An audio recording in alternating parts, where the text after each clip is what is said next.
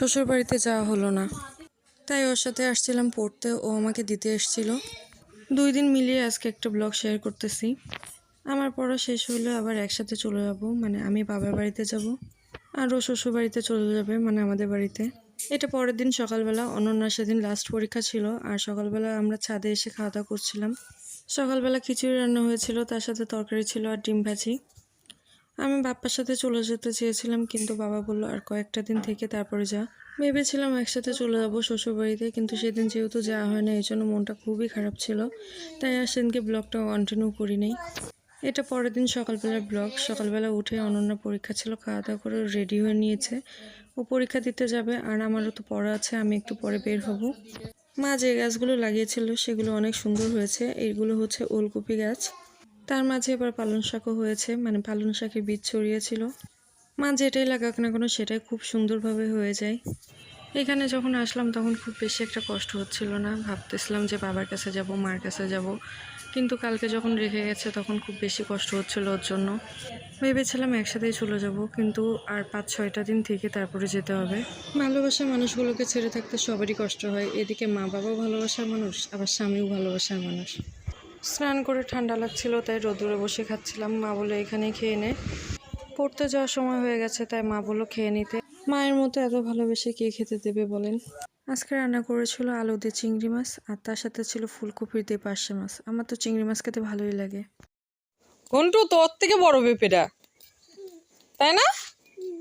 দেখ কত বড়, ক্যামেরাতে অতটা বোঝা যাচ্ছে না। তোর থেকে বড় না শোনা? আমার ব্লগগুলো আপনাদের কেমন লাগছে একটু কমেন্ট করে জানাবেন।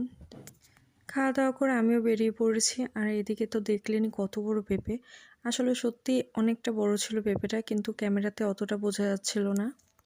যখন পড়তে চাই তখন তো পুরো দুপুর, আর এই সময়টা এই রাস্তাটা অনেকটা ফাঁকা থাকে, তেমন লোকজন থাকে না বললেই চলে। আজকে প্রায় আধা ঘন্টা আগে পড়াটা শেষ হয়ে গেছে, আর ওর পরীক্ষা শেষ হইতে এখনও 40 মিনিট মতো বাকি আছে, তাই ভাবলাম এখানে সময়টা নষ্ট না করে ওকে একটু সারপ্রাইজ দেওয়া যাক। যেমন ভাবনা তেমন কাজ, আর লেট করলাম না, ভাবলাম তাড়াতাড়ি করে ওখানে গিয়ে তাই দাঁড়াই। আর ও তো জানে না যে আমি আজকে ওখানে যেয়ে দাঁড়াবো। দেখি বেরোনোর পর ওর কতটা খুশি লাগে আর কতটা এক্সাইটেড হয়। কাউকে সারপ্রাইজ দেওয়ার মধ্যেও একটা আলাদা মজা আছে, আর নিজে সারপ্রাইজ পাইতেও অনেক বেশি ভালো লাগে। এখনও 30 মিনিট মতো বাকি, এখন এখানে দাঁড়িয়ে থাকতে হবে, ওর জন্য অপেক্ষা করতে হবে, দেখি কখন বের হয়। ভাবলাম একটু অনন্যাকে সারপ্রাইজ দিই, কেননা আগে এসেছি, আমার পড়া আগে শেষ হয়ে গেছে। আর ও আসুক, আসলে ওর সাথে দেখা হচ্ছে, কথা হচ্ছে, ও তো সারপ্রাইজ হবেই। আসলে ওরা বলে আসেনি যে আমি আজকে এখানে এসে দাঁড়াবো, এই জন্য মানে আমিও এক্সাইটেড। ও দেখি দেখার পরে কি বলে। দেখা তো একটু পরে হইতোই, কিন্তু এখানে এসে দাঁড়াবো এটা ও জানতো না। আজকে লাস্ট পরীক্ষা, এর জন্য ভাবলাম একটু এসে দাঁড়াই, যদি ওর ভালো লাগে। ও আমাকে দেখে এতটা সারপ্রাইজ হবে আর এতটা খুশি হবে সত্যিই ভাবতে পারিনি। আর পাশেটা হচ্ছে ওর বান্ধবী। পরীক্ষা যেহেতু শেষ, সেজন্য ভাবলাম যে একটু বাজারের দিকে ঘোরাঘুরি করা যাক আর একটু ফুচকা খাও। অন্যদিন তো টেনশন থাকে যে বাসায় গিয়ে আবার পড়তে হবে, কিন্তু আজকে তো তেমনটা নাই। আগের দিনও বান্ধবীদের সাথে গিয়ে ফুচকা খেয়ে এসেছিলো, এই জন্য আমাকে আজকে খাওয়াই লাগবে, তাই আজকে ও আমাকে না খাইয়ে ছাড়বে না। ওকে সারপ্রাইজ দিতে পেরে অনেক বেশি ভালো লাগতেছে যে ও খুশি হয়েছে এটা জেনে।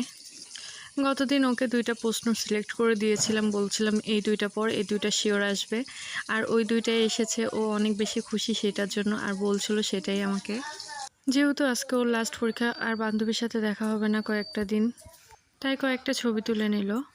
আর আমরা বাজারের ভিতরে চলে এসেছি, আর ও বললো কয়েকটা গেঞ্জি কিনবে ও, কিন্তু শেষমেশ গেঞ্জি আর কেনা হয় নাই। 3 পিস একটা পছন্দ হয়ে গেছে, সেটাই কিনেছি।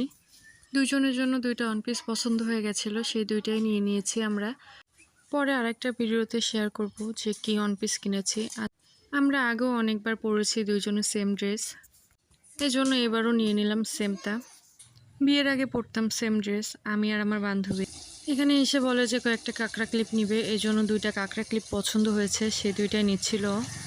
মোটামুটি কেনাকাটা করা হয়ে গেছে আর আমাদের ঘোরাও হয়ে গেছে, তাই বাসায় যাওয়ার আগে এখান থেকে ফুচকাটা খেয়ে নিলাম। আর এই ফুচকাটা বেশ ভালো ছিল। যশোরের মামার কাছ থেকে কে কে ফুচকা খেয়েছেন আমাকে কমেন্ট করে জানাবেন। আর এটা হচ্ছে চুরিপটি ঢোকার একটু আগেই। ছোট্ট মামার মা ফুচকা।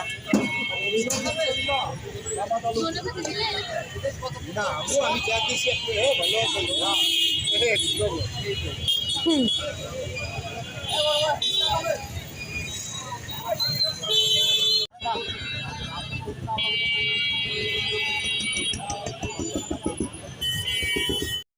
ভিডিওটি কেমন লাগলো অবশ্যই কমেন্ট করে জানাবেন। যদি ভালো লাগে তাহলে একটা লাইক, কমেন্ট, শেয়ার দিতে ভুলবেন না। সবাই ভালো থাকবেন, সুস্থ থাকবেন। আজকের মতো টাটা।